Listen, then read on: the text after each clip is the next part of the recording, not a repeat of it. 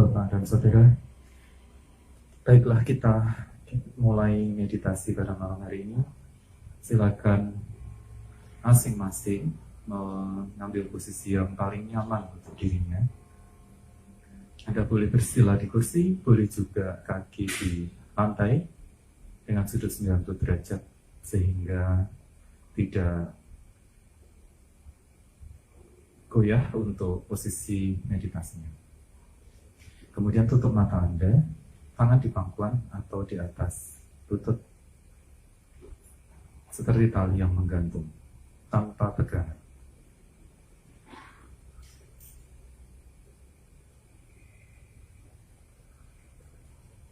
Bernapaslah secara biasa, lihat dan pindai ke seluruh tubuh Anda, terutama area wajah, dagu, rahang, leher, kemudian bahu, pundak, tempat-tempat yang biasanya tegang, kita buat santai, relax. Sekarang kita rasakan kenyamanan dan keheningan secara bersama-sama, secara simultan di seluruh tubuh kita, di seluruh batin kita. Ada beberapa bagian tubuh Anda yang kurang nyaman, ada beberapa tendon, beberapa bagian di tubuh Anda yang mungkin terkilir, atau ada beberapa yang menderita HNP, kurang nyaman. Buat santai dan visualisasikan, rasakan penyembuhan dan juga kenyamanan di seluruh bagian tubuh Anda. Dari semua bagian di tubuh Anda, ada buat nyaman sekali, ada buat berkurang rasa penderitaannya, dan batin Anda tenang, rileks.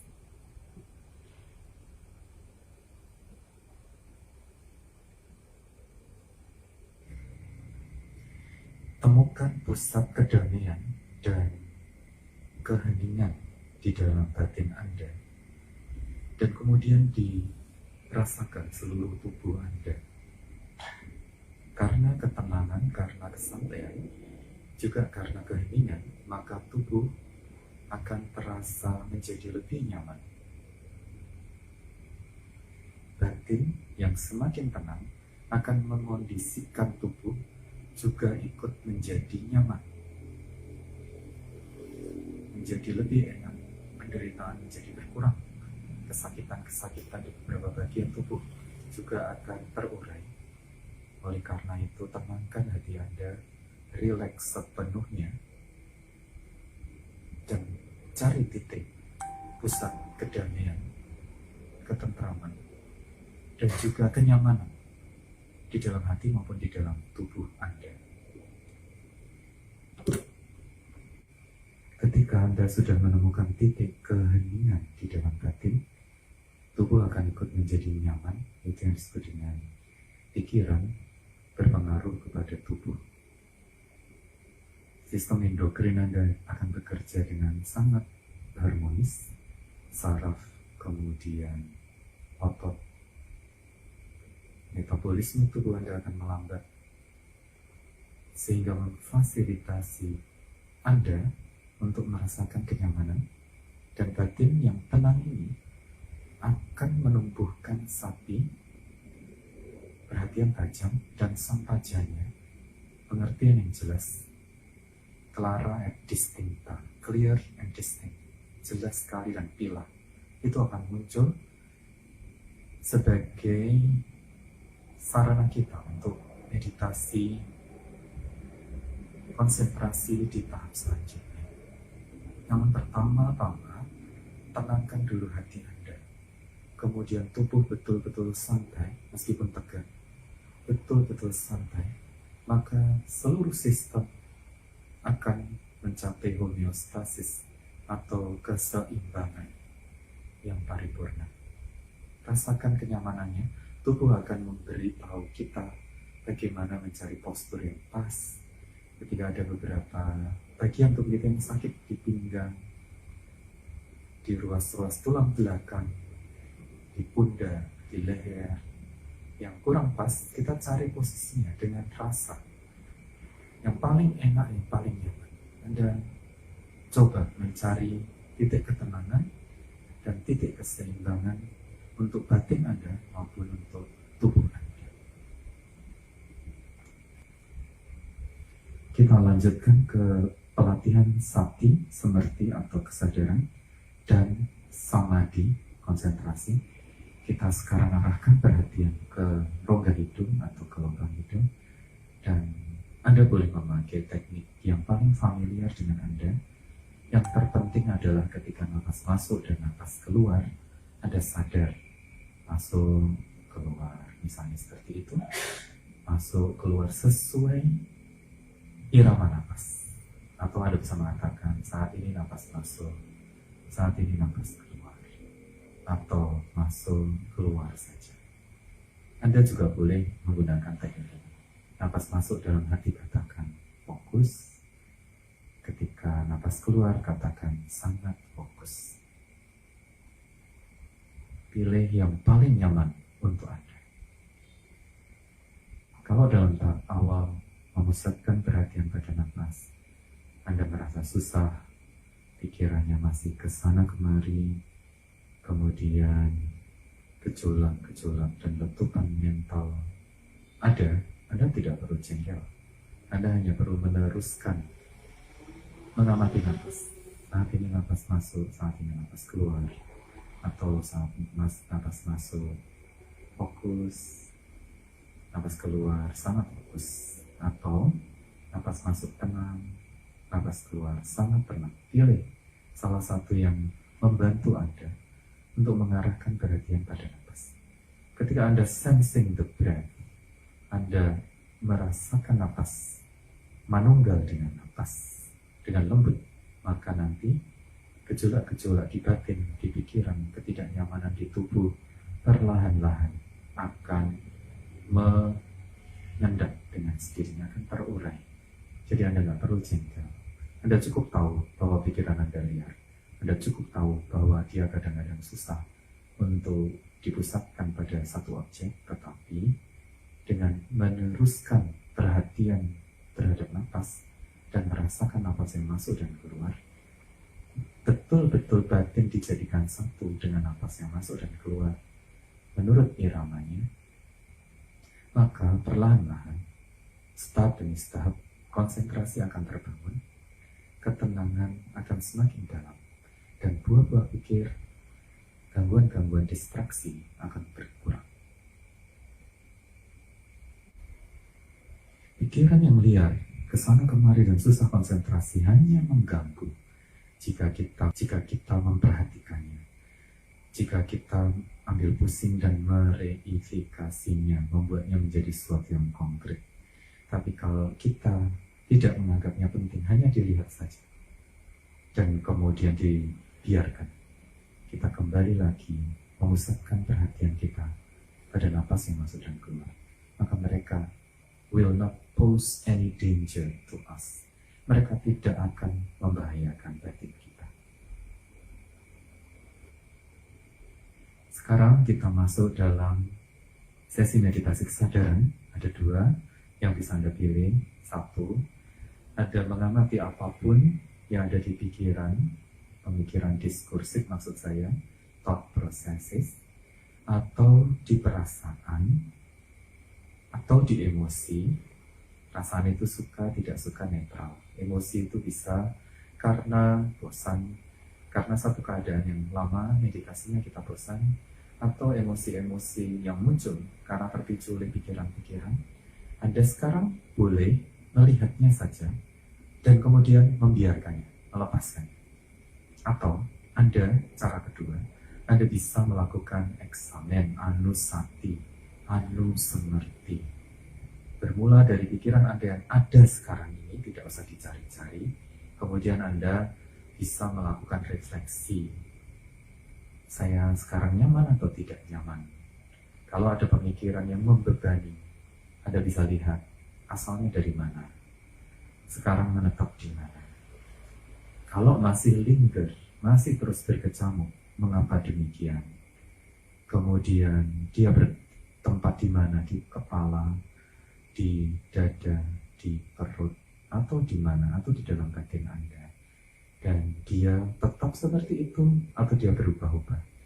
Anda lihat dengan anusati, dengan perenungan, Anda lihat dengan kesadaran, juga Anda melakukan refleksi. Itu cara yang kedua. Pilihlah perenungan anusati, atau Anda cukup melihat saja yang sekarang sedang terjadi.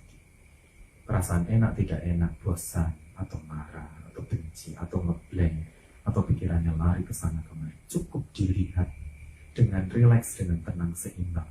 And let it be. Gak usah direaksi dengan apapun, dengan marah, dengan benci, dengan suka kalau memang bayangannya indah-indah. Atau kalau netral kemudian kita menjadi ngantuk, menjadi kemudian bosan. Apapun itu yang muncul, Anda bisa hanya melihat dan kemudian let it be. Atau yang kedua, Anda bisa melakukan refleksi, perenungan Anda, anusati.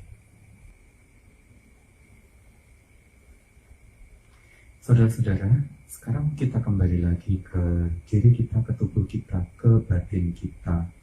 Kita berikan kenyamanan, kedamaian, juga cinta kepada tubuh kita. Buat dia nyaman, dari dalam keluar, dari luar ke dalam. Semuanya nyaman, sehat, sembuh dari penyakit, sembuh dari ketidaknyamanan. Itu disebut meta, cinta kasih. Pertama kita kembangkan pada diri kita sendiri. Kita rasakan kenyamanan di tubuh, kenikmatan di tubuh kita, kedamaian di batin kita.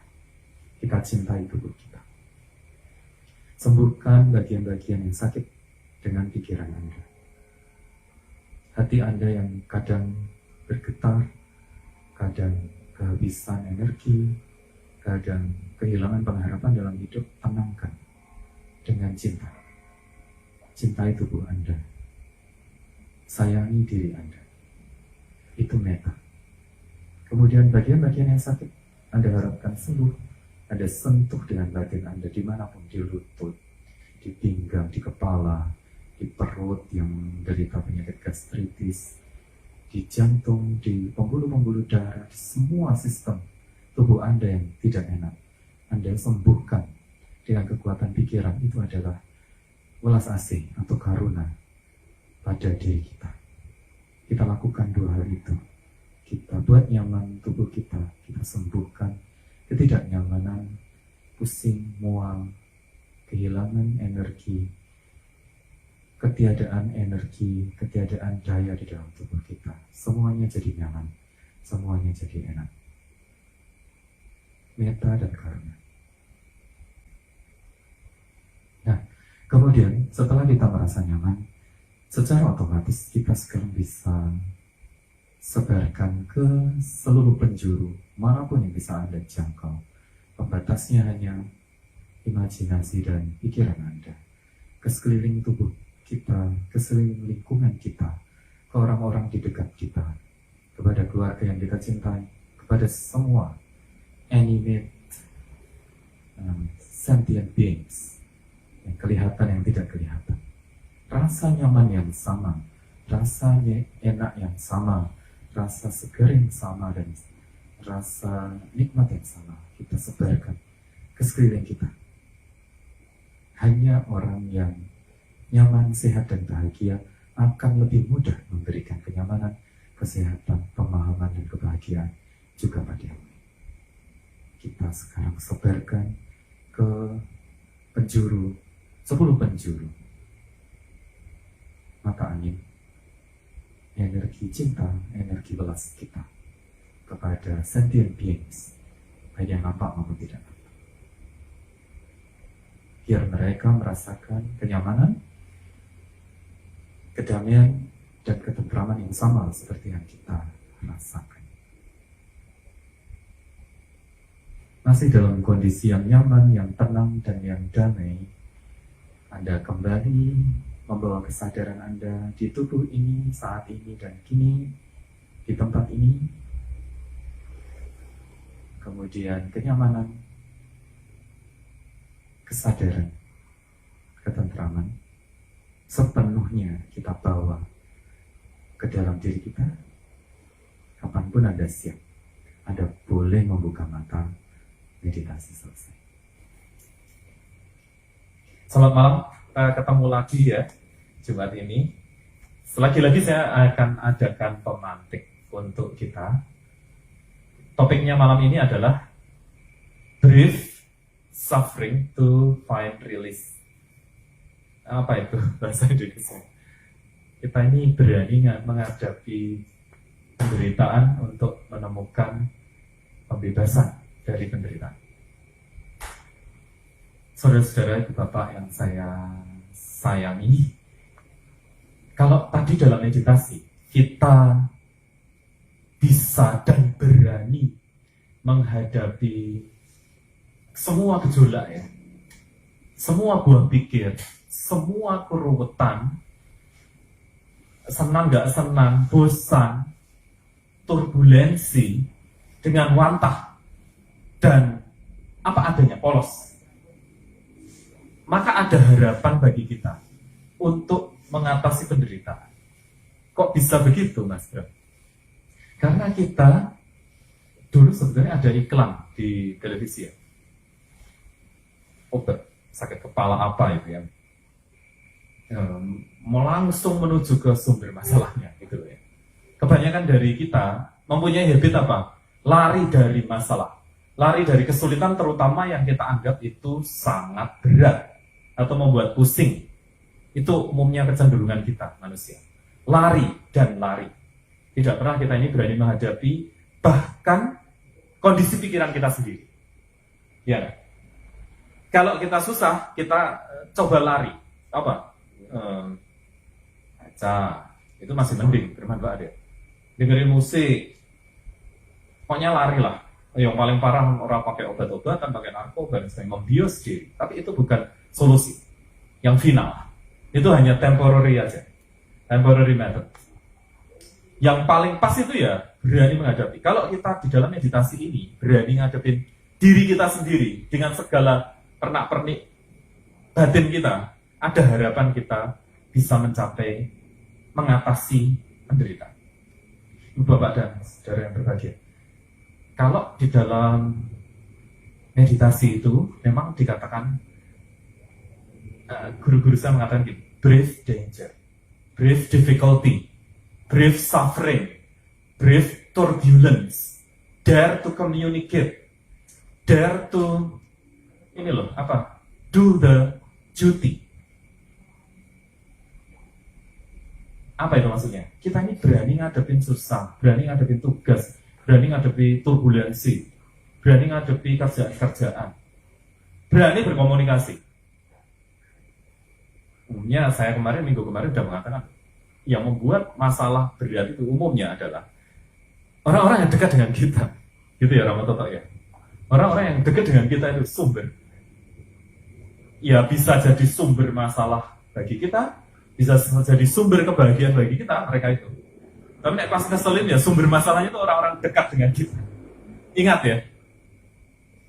Karena saking intimnya, saking dekatnya, lidah itu sering sekali kegigit gigi, bener ya? Karena mereka dekat. Nah, ibu bapak, berani nggak kalau ada satu hal yang tidak enak, kita komunikasi dan membicarakan sesuatu? Itu pun dare to communicate. Umumnya kita, ego yang lain. Apa itu? Ada kata-kata yang dulu sudah saya sering katakan berkali-kali, gini. Yang mau rebutan golek bener ya dewi-dewi, dunia ora bakal tentrem. Dunia bakal tentrem yang uang rebutan golek salah dewi-dewi. Tahu maksud saya ya? Dunia ini tidak akan tentram kalau orang berebut benarnya sendiri-sendiri. Dunia akan tentram jika orang berani mengatakan, oh aku salah. Terus kita naik dia, itu dare to communicate. Tapi kalau misalnya, loh mas, tapi saya sudah komunikasi, sulit ini memang ini jengkelin sulit, ini orang-orang sulit. Kenapa Anda tidak make a decision to cut away the toxic relationship misalnya? Oh, itu butuh keberanian mental yang luar biasa. Itu dimulai dari mana? Meditasi. berani ngadepin pikiran kita. Biasanya meditasi awal, orang-orang mengatakan, Mas, aku nggak bisa konsentrasi, pikirannya kemana-mana. Itu pun harus dihadapi sebagai satu fakta sebelum kita bekerja untuk mengatasinya itu. Gitu. Manfaatnya apa sih meditasi? Cuma duduk-duduk kayak gini, orang-orang perubahan. Ya bagi yang tidak berubah dan bagi yang tidak berproses dengan benar, ya hanya seperti ini. Tapi kalau Anda berproses dengan benar, dare to face difficulties, itu aja langkah pertama yang sangat-sangat luar biasa. Terus kemudian kita itu kalau dare to face difficulties squarely, adep-adepan gini loh, ngadepin. Dan kemudian juga ada yang namanya, kalau meditasi sudah bagus, itu adalah penerimaan. Karena ada kata-kata, orang yang belum bisa menerima masa lalunya dia, dan masih membayang-bayangi dia sampai sekarang, dia tidak akan punya harapan untuk masa depan yang lebih baik. Yang kedua, kalau orang tidak bisa berdamai dengan diri, dengan keadaan yang sekarang, aku ikut dunia kayak gini, tapi kok gini, dia juga tidak akan bisa mudah menemukan kebahagiaan. Dan itu semua dilatih dengan facing problem and difficulties, face to face. Dan itu difasilitasi dengan meditasi. Kalau Anda prosesnya benar seperti itu meditasi, maka selalu akan ada pelajaran yang Anda dapat dari meditasi. Sehingga Anda akan berkembang meditasinya. Otherwise, kalau tidak seperti itu, Anda hanya duduk seperti ini aja. Duduk dari Jumat ke Jumat, yang ini. Anda hanya duduk. Tidak ada perkembangan apapun. Ibu, bapak, dan saudara berbahagia. Meditasi tidak menyuruh Anda lari dari kenyataan. Tidak menyuruh Anda pergi ke satu pojok dunia untuk melupakan kesulitan. Salah. Meditasi itu menyiapkan kita menghadapi the most demanding problem in life. Dihadapi itu, kalau kita siap menghadapinya di dalam batin kita nanti akan lebih siap menghadapi hal-hal di luar diri kita. Itu sebetulnya. Jadi kalau meditasi itu yang benar prosesnya, justru kalau kita putus pengharapan dalam hidup, setelah meditasi harusnya punya semangat yang lebih dalam hidup. Lah kok iso ngono? Lah hidup dinamis. Kalau misalnya kita sekarang rodanya sudah di bawah, kalau roda berputar ya satu saat kita akan naik lagi itu misalnya. Kalau pas gabut, selamanya gabut, kita kan belajar dari meditasi bahwa buah-buah pikir itu berubah-ubah, perasaan berubah-ubah terus. Kita hanya ngerti ini loh. Ngerti ini. Awalnya tidak jelas, lama-lama nanti jadi jelas. Setelah kita berlatih berulang-ulang, sampai akhirnya kita bisa menentukan kapan saya bereaksi, kapan saya mengambil respon tertentu, kapan saya diam, kapan saya bertindak, kapan saya cukup membiarkan segala sesuatunya datang berlalu dengan sendirinya. Itu buah-buah meditasi yang bisa saudara dapatkan nanti. Nah, itu ya Ibu Bapak yang saya pikir penting untuk diperhatikan oleh kita semua tentang spirituality. Kalau ada yang bertanya begini, apakah meditasi karena sifatnya yang sangat-sangat statik gini, kemudian membuat kita menjadi tawar hati, tidak punya sukacita? Salah sama sekali. Justru dengan Anda keluar dari turbulensi, maka Anda akan menemukan kedamaian dan sukacita yang lebih besar. Jadi kalau orang meditasi kemudian sulung, itu salah memang. Meditasi tapi kemudian sesudah itu, karena dia bisa mengerti proses-proses pikiran, bagaimana saya mengelola pikiran saya, in complete control of myself, saya akan bahagia. Bahkan Nana mungkin sedang membaca buku itu, bagus ya, Red Ribbon, betul ya? Red Ribbon, betul kan? Yang dari orang Afghanistan sampai akhirnya ke Indonesia, bagaimana perjuangannya ketika dia jadi jurnalis. Yang dihadapi manusia itu pasti penderitaan, suffering, problem, danger. Tapi kemudian kita kelola itu loh, supaya kita menjadi happy. Sesungguhnya intinya orang hidup itu seperti itu. Intinya spiritualitas itu seperti itu. Kalau kita lari dari masalah, nggak akan berkembang. Kita menghadapi masalah sakit sedikit, tapi setelah itu lulus. Itu yang kita mau dari kita. Jadi face, brief life, brief danger, brief difficulties. Setelah itu kita akan find release. Itu malam ini ya, Ibu Bapak. Berdamailah dengan masa lalu, berdamailah dengan diri sendiri, berdamailah dengan keadaan, sehingga saudara bisa menatap masa depan dengan baik. Itu, sebelum saya tutup topiknya, saya akan mengatakan begini. Kalau ada selalu yang bertanya, Mas Bram, saya nggak bisa konsentrasi. Mas Bram, pikiran saya masih ruwet. Itu karena Anda mereifikasi Anda membuat konkret segala macam hal yang mengganggu pikiran Anda, mendistrak gitu. Kalau Anda tidak menganggapnya penting, sebetulnya dia akan lepas sendiri. Ya, reifikasi itu yang membuat ya kita sendiri, yang mengudari awake dhewe. Sehingga ada orang kata-kata dokter jiwa ya. Nek wong loro pikir kuwi sing nambahnya awake dhewe. Iya enggak? Kalau orang punya sakit karena kepikiran, kok aku serang karo dhewe meneh, kok aku masalah kok koyo ngene, ruwet banget, dibawa itu jadi dia yang hanya letupan-letupan itu menjadi konkret. Konkret mengganggu batin kita, kan seperti itu yang terjadi. Nah, Ibu Bapak, berdamai dengan masa lalu, berdamai dengan diri kita, berdamai dengan keadaan bisa kita usahakan sehingga kita bisa berbahagia. Selalu berbahagia, itulah tujuan meditasi sesungguhnya. Meditation is a way to find release from suffering. Gitu yang bisa saya sampaikan. Jadi kalau ada letupan pikiran macam-macam, Sang Buddha pernah menjelaskan di dalam satu kilatan petir itu ya Pak ya, Pak Toto kalau dulu pernah belajar Sutta atau Abhidharma, satu kilatan cahaya itu 1000 buah pikir itu susul menyusul, dan 1000 buah pikir ini bisa memicu emosi, bisa memicu perasaan, macam-macam. Jadi wajar kalau pikiran Anda itu liar di awal-awal, tapi kalau dikondisikan lama-lama dengan latihan, maka Anda akan mencapai ketenangan, kejernihan, dan akhirnya bisa mengelola pikiran. Itu yang mau saya sampaikan malam ini. Semoga ada manfaatnya dan agak bisa mencerahi proses meditasi Anda.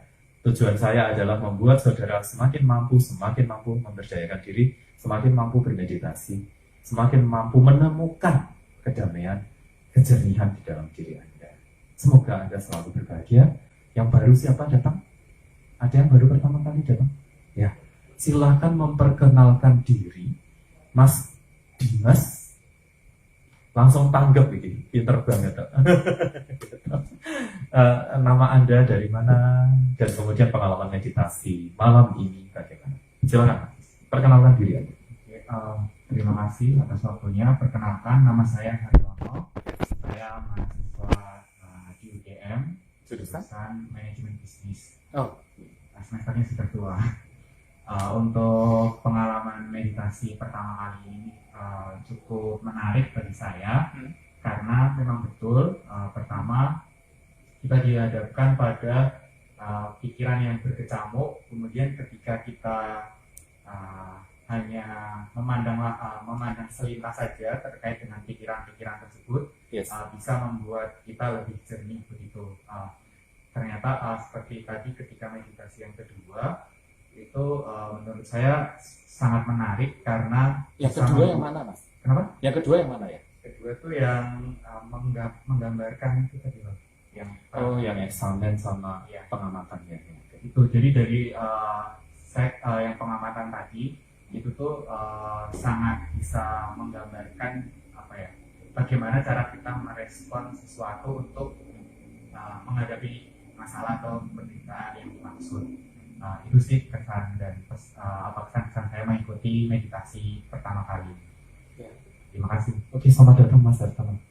Selamat. Ya.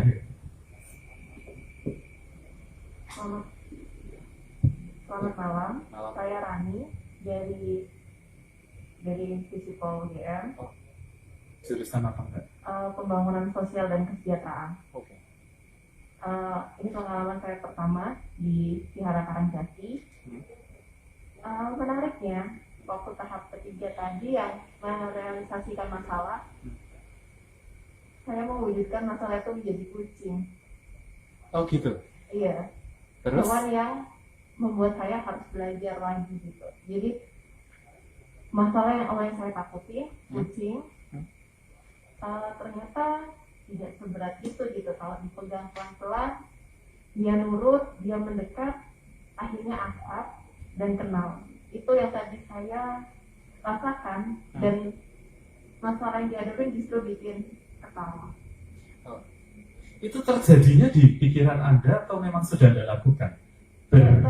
Berteman dengan kucingnya itu? Tadi tiba-tiba muncul firasat masalah itu berwujud kucing gitu. And you befriend with the cat. Oh. Iya. Ya, dan kemudian ternyata Setelah kenal, dielus-elus, di kersing gitu, ternyata malah mengasihkan. Iya. Jadi mungkin hidup saya emang harus bermain-main dengan masalah biar asik. Ya harus begitu. Ada satu tempat yang akan saya tunjukkan pada Anda. Masalah itu nggak ada. Kuliah itu yang beban berat itu nggak ada. Masalah relationship nggak ada. Sangat damai. Namanya kuburan. Kalau Anda mau silakan. Tapi selama Anda hidup, pasti ada masalah. Seninya adalah bagaimana mengelola, memanage hidup. Diusir. Tapi kan wis ra krasa paling sing kenal ahli waris. Atau mungkin dia tidak tenang di kuburan. Kamu tahu. Ada lagi yang mau disampaikan? Mungkin itu dulu deh. Baik, Terima kasih. terima kasih. Dari Ya, nama saya Leonix dari Jakarta. Sebenarnya ingin sharing aja. Karena minggu lalu saya tidak datang dan hari ini datang, ternyata update-nya sangat luar biasa. Saya orang yang tidak bisa diam dalam waktu yang cukup lama, termasuk meditasi dan meditasi sebelum-sebelumnya. Untuk hari ini, saya bisa menjalani meditasi jauh lebih tenang, lebih lama, dan lebih syahdu dari sebelumnya. Dengan masalah-masalah yang sama. Yang sebelum-sebelumnya yang menjadi monkey mind dalam pikiran saya. Saya nggak tahu kenapa saya bisa setenang ini sekarang. Tapi mungkin ini salah satu yang saya anggap adalah bentuk penerimaan. Penerimaan dari masalah-masalah yang sebelumnya. Setelah dikomunikasikan, ternyata seperti ini.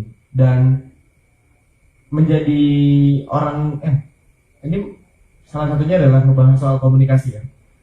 Dan mungkin lately ketika saya nggak datang, itu saya semakin lama semakin berusaha untuk mengkomunikasikan apa sih yang ada dalam diri saya. Apa sih saya sebenarnya, dan bagaimana sih saya sebenarnya. Karena untuk seseorang yang cenderung takut menyakiti hati orang-orang terdekatnya, lebih cenderung untuk menekan dirinya supaya orang-orang di sekitarnya, orang yang biasanya tidak tersakiti, daripada harus mengeluarkan itu. Dan ketika saya keluarkan, ternyata mungkin karena itu kali ya saya bisa jadi lebih tenang, dan masalah-masalah besar yang kemarin-kemarin sudah mulai mereda dan sudah mulai ada jalan yang lebih cerah. Ternyata realization tentang masalah dan penerimaan itu sangat membantu saya untuk menjadi lebih tenang. Itu sih. Terima kasih. Terima kasih loh Lili untuk sharingnya. Ini enak toh kalau orang bisa cerita dengan orang yang dipercaya dan mengungkapkan apa yang ada di dalam hatinya. Itu salah satu sesi bersih-bersih, cuci gudang. Ya, kita tidak jadi orang yang istilahnya itu yang orang ngumpulin itu loh. Hoarder ya, dia ngumpulin barang sampai rongsokan itu tumpuk, malah jadi pengap nanti. Sesekali omongkan. Kita kalau model orang Jawa yang suka terlalu ekstrim, menenggang perasaan orang, saya mematikan keinginan saya sendiri, mau saya sendiri demi kebahagiaan pasangan saya, kebahagiaan orang saya. Tapi dengan menekan kebutuhan saya, kemauan saya, lama-lama nggak sehat juga. Tapi kan bukan berarti ketika let up itu kita menyakiti dia. Kita dengan cara yang skillful dong membicarakan. Kita membicarakan yuk hubungan kita. Kayaknya dua arah loh hubungan itu. Kita harus ngomongin. Yang kamu katakan tadi benar sekali loh Leoni. Tentang penerimaan. Ada satu cerita sedikit, semoga saudara sambil mungkin ada yang menyusun pertanyaan ke saya boleh. Ini begini, ada orang yang menanam tumbuhan, tetapi gulmanya banyak sekali. Akhirnya saking judeknya deh, mau coba buku pertanian orang ada apa? Telepon jabatan pertanian, Pak, ini kok saya ada gulma banyak sekali nggak? Hilang-hilang, coba disemprot pakai ini, semprot nggak? Semprot nggak hilang masalahnya. Coba pakai ini, dosisnya sekian, nggak hilang juga. 3 kali dia dikasih saran, 3 kali juga gagal. Stres akhirnya hopeless, dan kemudian dia lapor sama jabatan pertanian itu di dinas pertanian, pakai telepon tentunya, dan kemudian orang pertanian ini mengatakan, Pak, kalau 3 cara kami ini aja gagal Pak, Saya mempunyai cara yang keempat, Pak. Apa itu? Cobalah berlatih berdamai dengan gulmanya, Pak. Hiduplah berdampingan dengan gulmanya itu, maka kamu akan damai, Pak. Akhirnya penerimaan itu tadi. Sesuatu yang bisa kita ubah harus kita ubah menjadi lebih baik. Sesuatu yang tidak bisa kita ubah, ya ditompo rasa stres. Ya bagaimana? Gitu ya, Leonik ya. Itulah. Mbak yang dari Visipol, di Socially Engaged Buddhism, kami ada banyak kursus orang-orang yang terlibat aktif dalam politik, dalam sosial, ya, dalam hal-hal pemberdayaan masyarakat itu kadang-kadang capek. Kenapa? Ada proyek, ada program rutin ngadepin orang sing ngeyel, orang yang sosial disiplinnya kayak orang Indonesia itu kan rata-ratanya ya tidak begitu ketat ya sama seperti tetangga-tetangga gitu. Kadang exhausted, Anda perlu menarik diri untuk mendapatkan energi lagi dengan meditasi. Setelah dapat inspirasi dan energi, Anda bisa berkarya lagi. Jadi itu memang saling membantu. Buah-buah dari meditasi bisa dipakai untuk karya sosial. Karya sosial bisa mencerahi apa yang bisa kita lakukan untuk mengelola badan kita. Itu loh. Jadi kalau ada orang mengatakan meditasi adalah membuat orang suwung, tidak bersemangat, pasif, seperti patung-patung yang tidak ada gunanya, miskonsepsi yang sangat besar. Harusnya ada tenang saat istirahat, aktif saat bergerak. Itulah orang hidup. Itu yang mau dicapai dengan meditasi. Sebaik-baiknya orang adalah yang bermanfaat untuk sesamanya. Jadi itu memang harus kita tumbuhkan. Bagaimana cara salah satu drivernya meditasi? Sukacita dipacu dengan itu, kejernihan dipacu dengan itu, konsentrasi pun dipacu dengan itu. Kesehatan juga dengan itu. Penerimaan diri juga dengan meditasi. Jadi enggak. Dulu saya menganggap meditasi itu apa? Karena saya menganggapnya hanya ritual yang saya terima dari agama saya dulu. Tapi ternyata jauh lebih. Itu science of mind, art of mind yang bisa dipakai oleh siapa. Tujuannya lagi-lagi untuk membuat kita menjadi lebih nyaman, lebih sukacita, lebih lancar hidupnya, lebih bahagia sebetulnya. Itu yang saya dari saya. Oke, Leonik sudah? Baik, pernah ke Amerika tahun 2003. Tapi sejak SMP dari ibu itu saya disuruh nyuci dewe itu loh. Muni-muni saya, gembremeng-es, pokoknya ogan. Tapi begitu di Amerika, kayak kerosok. Daripada naik hotel di laundry, kayak larang. Akhirnya saya mempunyai pikiran yang iseng apa yang ini gampang banget. Dan itu akan terlatih. Kalau kita disimulasikan menghadapi hidup, maka nanti akan siap menghadapi hidup apa adanya. Seperti meditasi.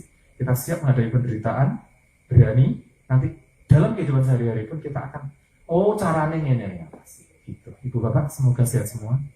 Dan rezekinya banyak, panjang umur. Saya ingin melihat Anda sampai akhir. Ya, dan bahagia.